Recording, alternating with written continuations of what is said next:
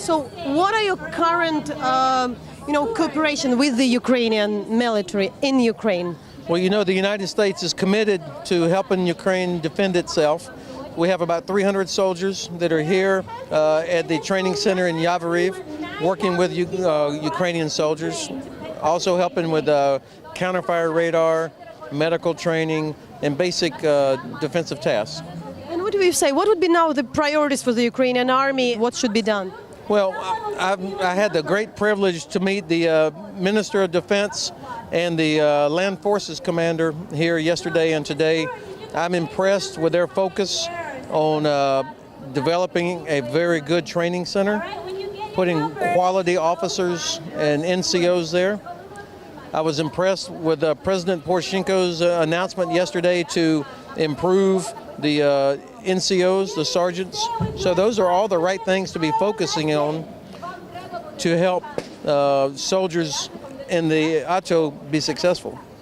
And if we have this kind of ceasefire, it's not always working, but this time for the army, what are the most important things?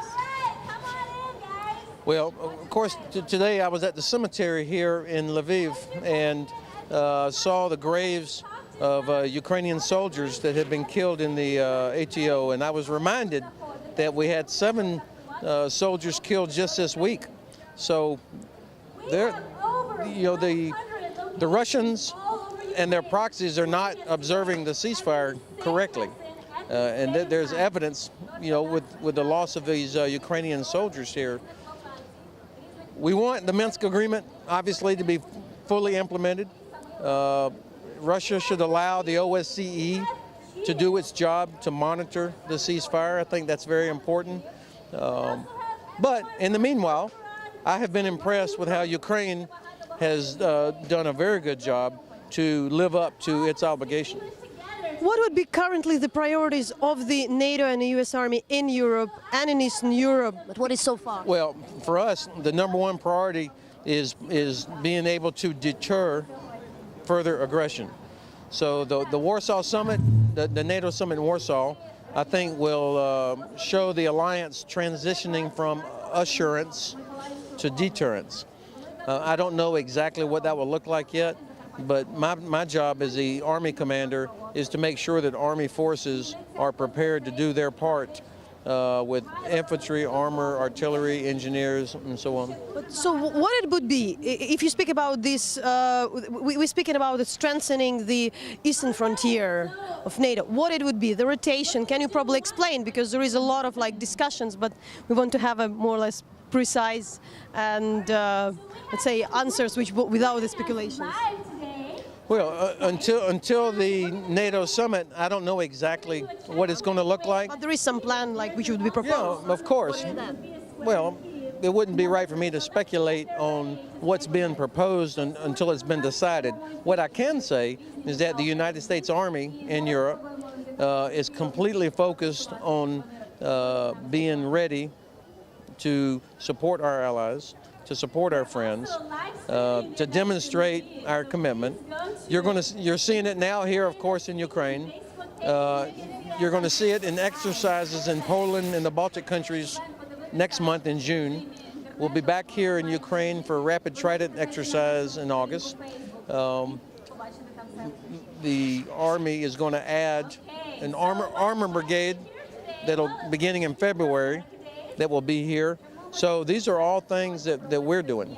Would there be the permanent rotation? That's correct. Yes. How it does look? Can you probably explain? So you'll have a brigade with about 4,000 soldiers, tanks, infantry vehicles, artillery, engineer vehicles, and so on. And they will be stationed for 9 months in Baltic countries, Poland, Romania, Bulgaria, and they will conduct training in each of those areas.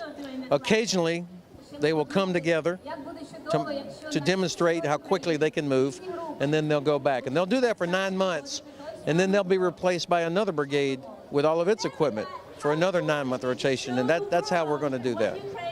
And currently there is still discussion with, what can Russia militarily do at this stage? What would you know? What the NATO forces are expecting?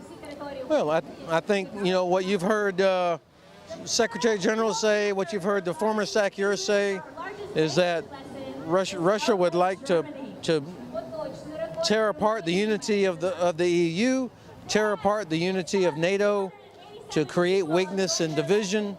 So I think that they'll continue to do things like that. They still have 7,000 soldiers in Georgia, occupied Abkhazia and South Ossetia in Georgia without any legal basis. They still have soldiers sitting in Transnistria. Of course, they are still occupying Crimea and participating in Donbass. So Russia could do a lot to lower the anxiety that countries have if they would be more transparent. They want to be treated like a superpower. They should act like a superpower, be responsible, and look for ways to lower tension. And my final, today everybody already speaks about all this hybrid warfare. Is it really hybrid? And what are the new things we have to learn from this conflict that we should be ready to answer? Well, what matters is that Russia uses information or misinformation to confuse people, to deceive people, to make it difficult to understand what's actually going on. And remember, I said their objective is to pull apart the alliance and make countries, make it unclear what's actually happening. That's number one. The use of electronic warfare is in a way that we haven't seen in a very long time.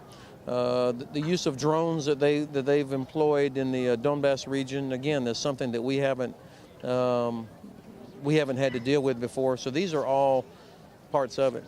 Okay, thanks so much. All right. Yeah.